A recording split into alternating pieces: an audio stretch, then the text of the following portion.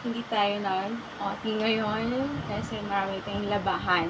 So, our assign is maglaba. So, ayan. So, kahit naglalaba ako talaga guys, since I was teenager, lagi talaga ako may lipstick, nag, nagmi-makeup ako. Gusto ko kahit naglalaba ako is maganda ako. Hindi sa pagtulog, ayan, same.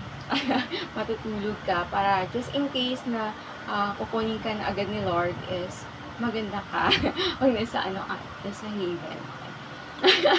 So, ayan guys. So, I would like to share with you why my passion as being my future dream as a lawyer or attorney, because when I was young, from the age of 12 years, 10 years old up to 17 years old, my passion was to reconcile those arguments of those people surround me.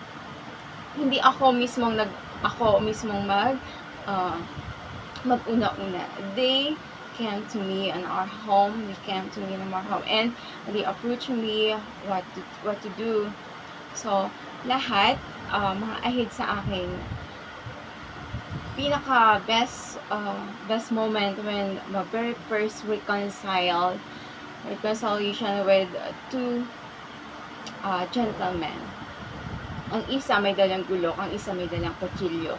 Almost magpapatayan na sila. So, yung isa is kamag-anak ko, si second cousin, and yung isa naman is kaibigan niya ata. So, nagkaroon sila ng dispute.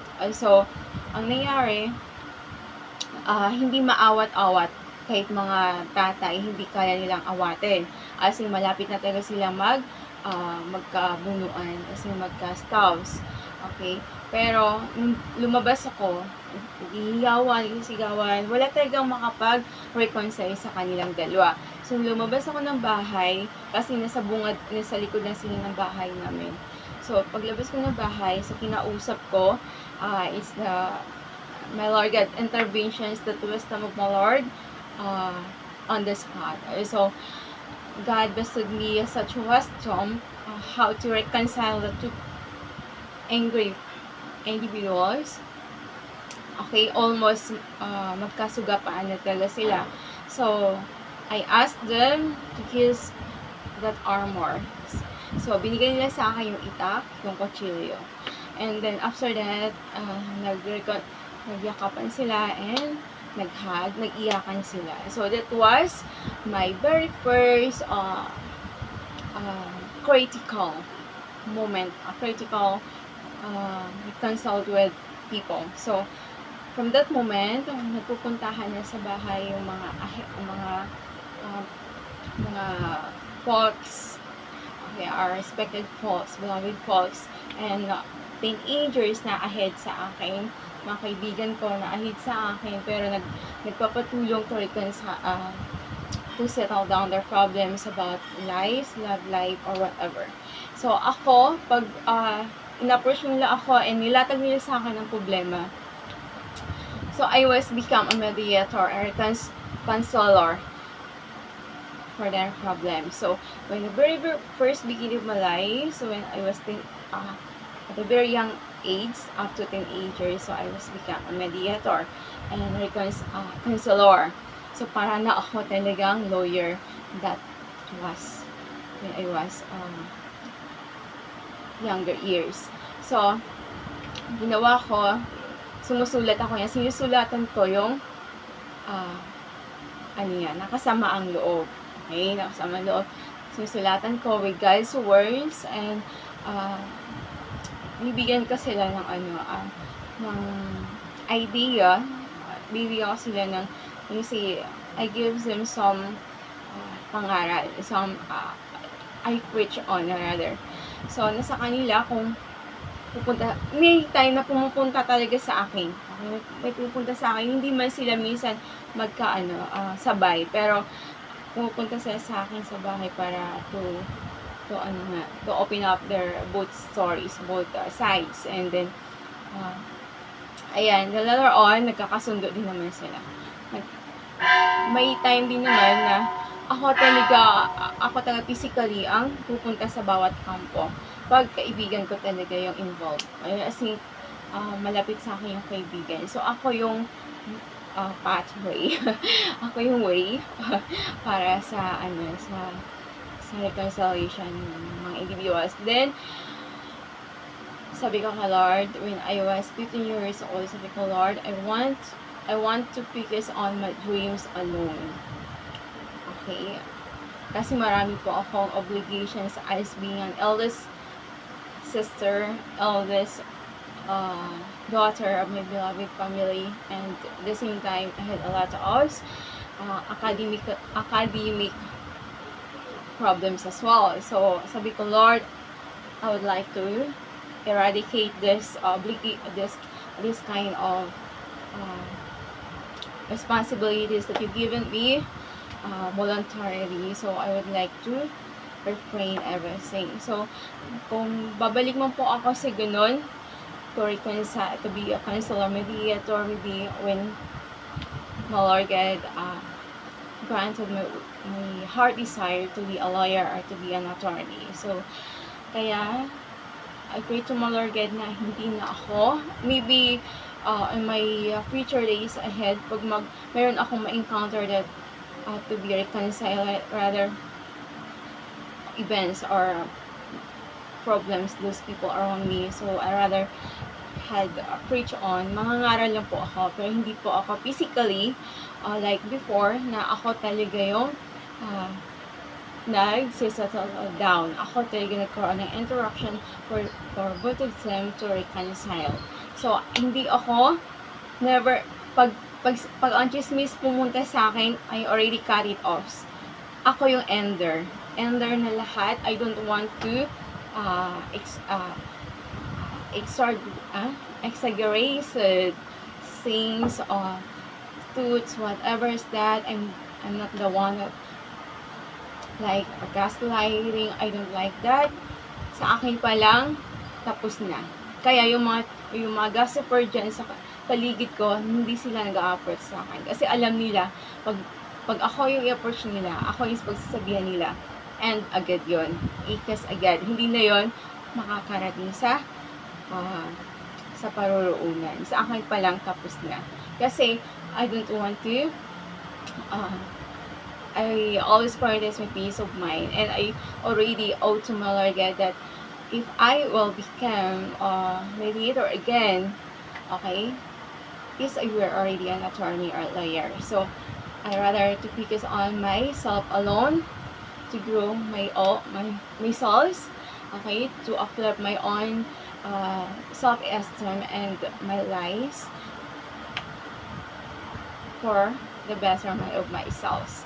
I'm not okay.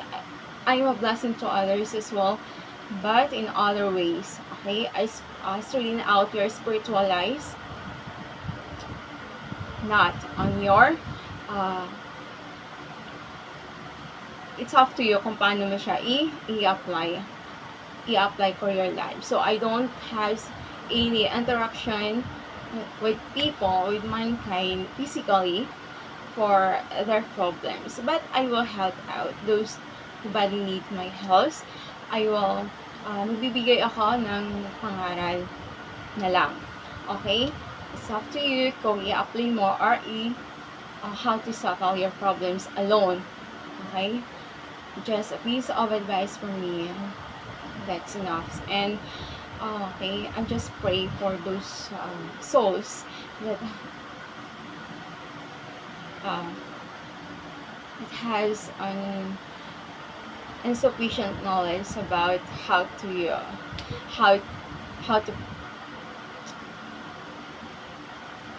efficient knowledge to overview the perspectives of lives and what the essence and significance of the lives.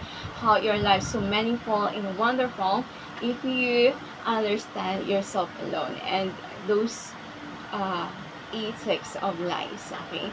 So, ako kasi, hindi talaga ako nangialam sa buhay ng iba kasi ayoko pinapakialaman ang buhay ko. I'm just focused on myself alone, on my lane. I'm just focused on my own lane and do my things alone. Okay? For the glory of my Lord God. So, all the things all the things that I've done is for the glory of my Lord. So, mataas ang aking pangarap to be a CPA lawyer. That was my Lord God assigned me, designed my heart, designed my future. It's my higher calling of my Lord to me. So, I know that God, my Lord, implanted it to my heart, to my soul, and He knows already because He's God. I let God be God on my life, so He already planted it and already partially fulfilled already, and I let my Lord. Kaya naman nasisit aside ko ang mga dreams ko for my beloved siblings. Okay, for all my beloved siblings' dreams. So, sila muna inuuna ko. And then, ganun talaga yung panganay, laging nagsasacrifice. That's love.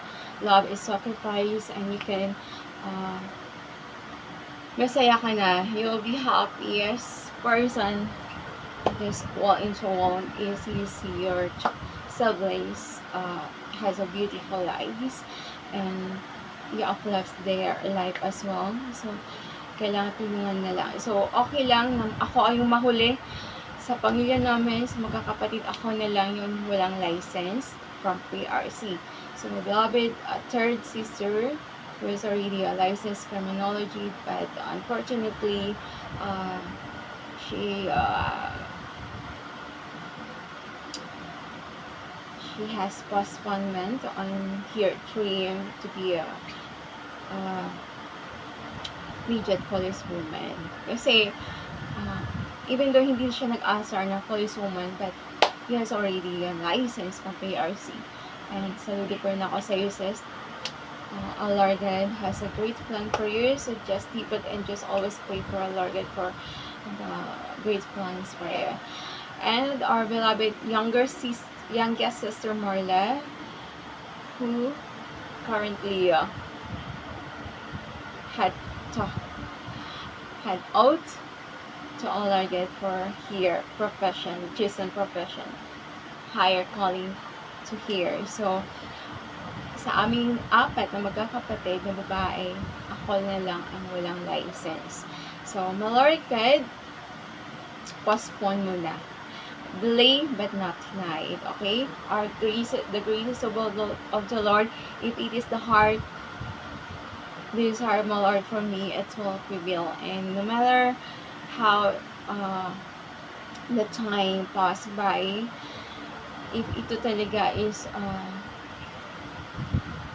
plano ni Lord para sa akin, is mangyayari talaga. Ibibigay niya talaga, if it reveals talaga yan ni Lord, and I just be trust in the Lord, and of course, I just do my part as well. So, from pandemic, when was, way back 2020, when pandemic, so, I spent out 2 years, and I lied. So, lahat, halos ang ginawa ko din is, to care for my self-medication, okay, from depressions, okay, and so, with the great help of our physicians, Mother Nature, and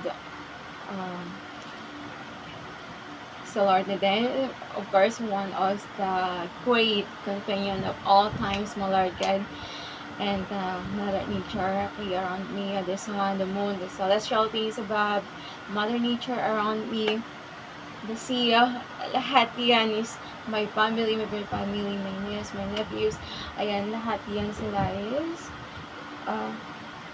part of my healing, and I was grateful to my Lord God.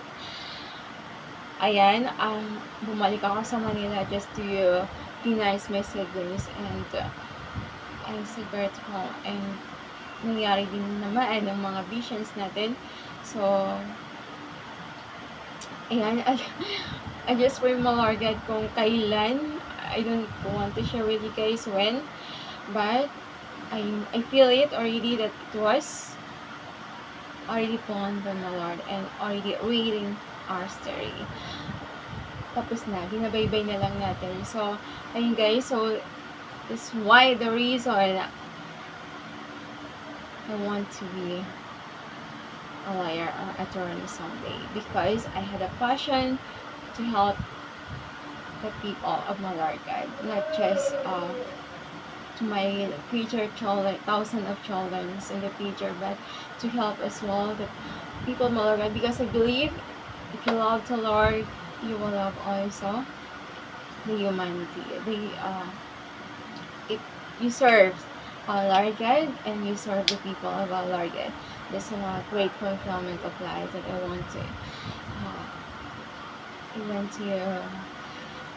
want to use myself as an instrument of my Lord God's glory, and as always, okay, whatever I do, ano man ginagawa ko, that's for my Lord God's glory and honor. So,